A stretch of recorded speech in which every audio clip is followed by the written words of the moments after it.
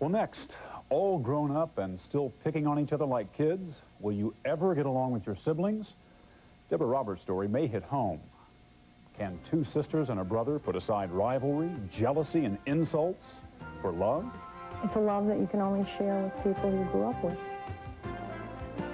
And you're a part of them, and they are a part of you. Special moments in Breaking the Silence.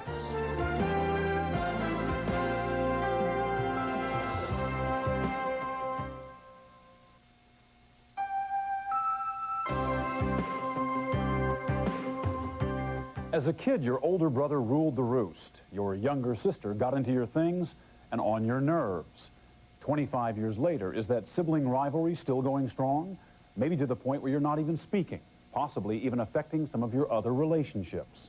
If you can't stand one of your coworkers, for example, maybe it's because they remind you of an older brother or sister you never got along with. Tonight, Deborah Roberts takes us into the lives of two sisters and a brother still at it after all these years.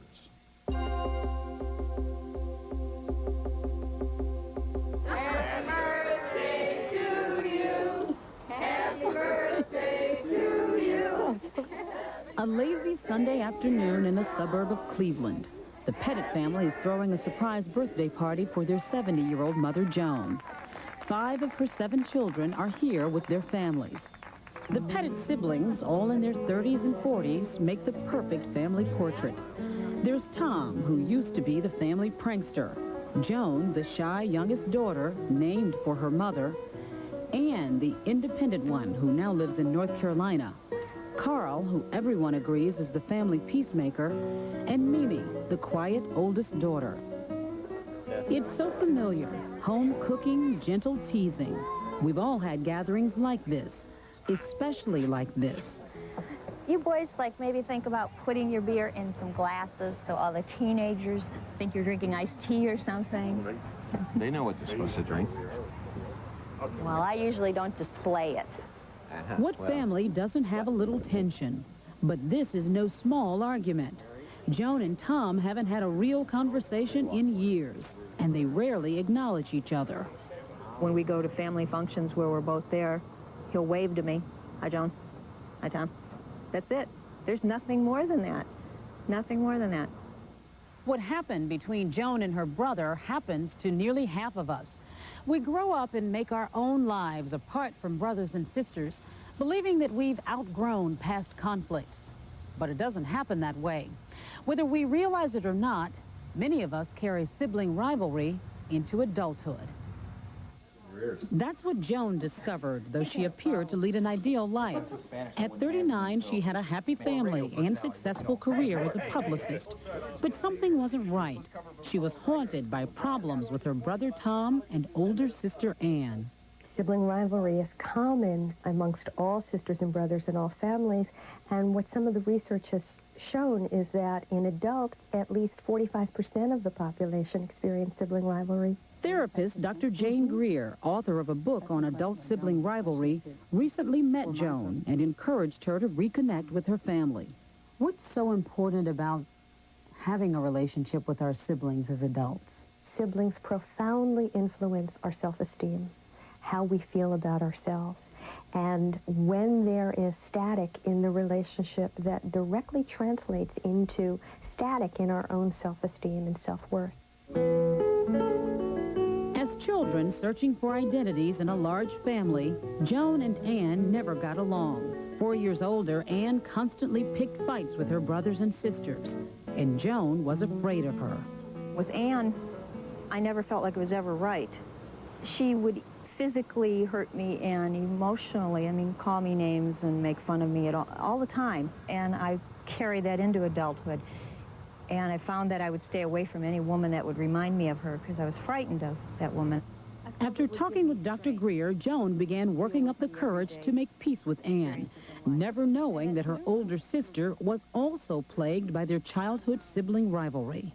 I always felt that everyone in the family liked her better.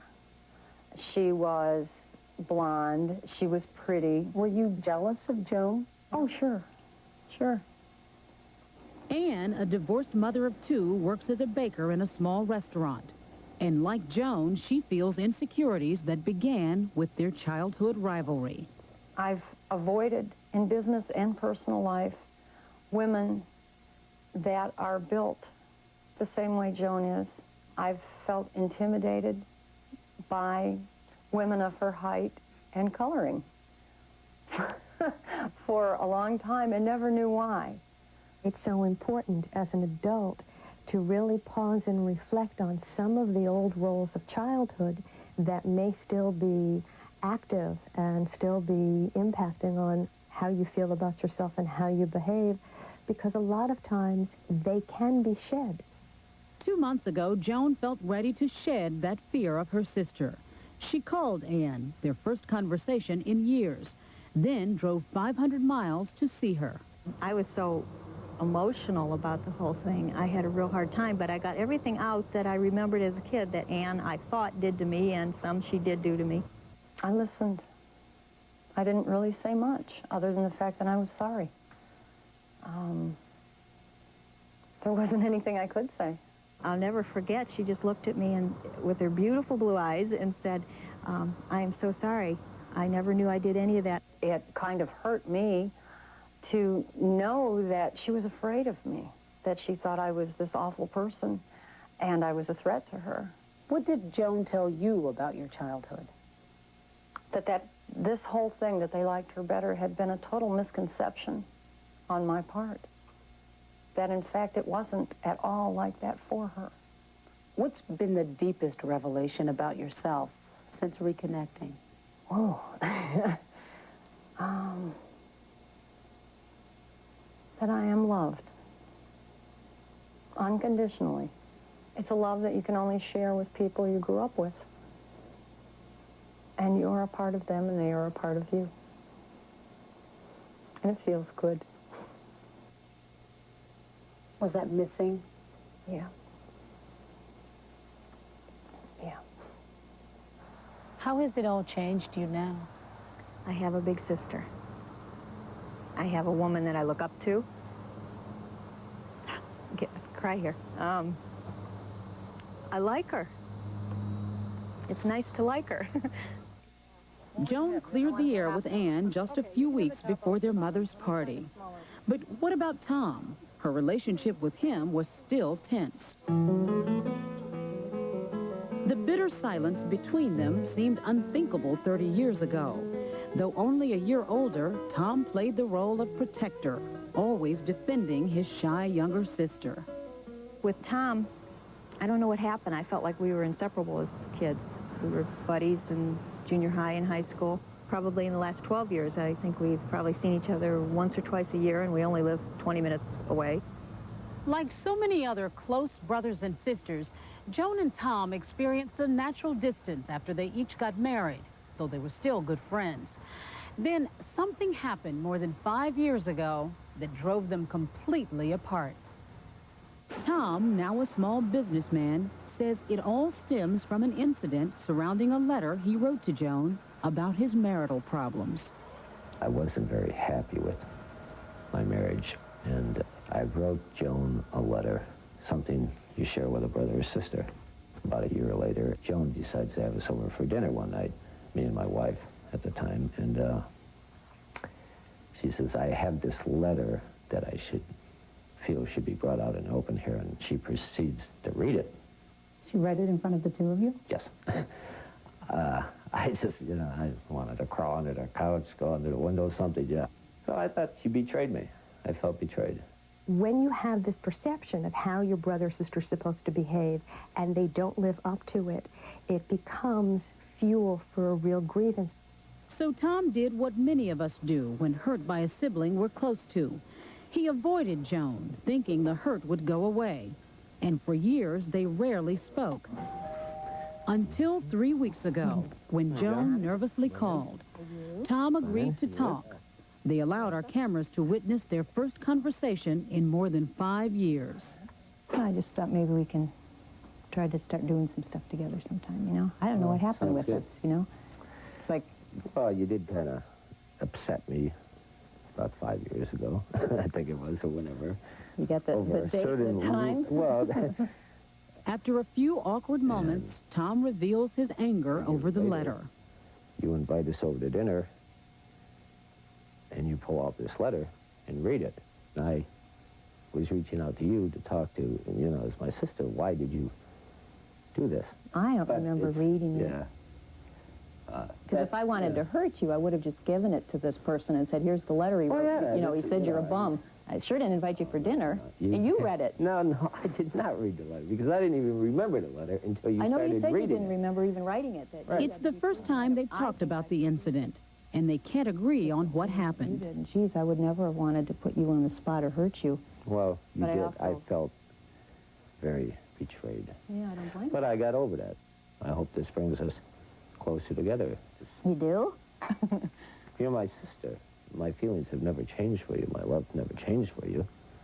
Just hearing you say today that, you know, your love for me didn't go away, I'm flabbergasted by that. Why? Because I didn't feel that from you. I felt that you couldn't stand the sight of me anymore. Hopefully we can move forward with this. Well, how about a hug? Interested. Nice to get the scary part over with. Yeah. They couldn't resolve the argument over the letter, but talking about it was a turning point for Here, I'll Joan. get some more coffee. I don't think I've ever been hugged that hard before, which meant a lot to me. It felt very loving. It felt strong. It felt like we're going to do it. I guess in a sense I am closer, do feel closer. Things that were said is removed now and forgotten. We'll move forward. The most important thing is resolving that your sibling relationship is indeed valuable to you, and that it's not so important what happened in the past as much as better understanding what you want from one another and what you need from one another in the future. You finally found the courage to talk to Tom, to talk to Anne. How has it all changed you? I just feel different inside. I feel like some puzzle pieces have been put back together. I feel stronger. Family's real important to me, and it just feels real good. I feel happier or lighter. It was worth the chance. We checked in with the family yesterday, and so far everything's okay still. You know, this is such a universal phenomenon. I was reminded of the sibling rivalry in my own family when I came across recently a peace treaty, Jane, that I had my older brother, who's 5 years older, sign, which stipulated, and I laid it all out, no tickling, no teasing, no name calling, and no picking me up, which was very, I'm sure it lasted all of about 20 or 30 minutes. You really still have it? I still have it, and it's right there, but... I wish I had a document like that. We'll be back in a moment.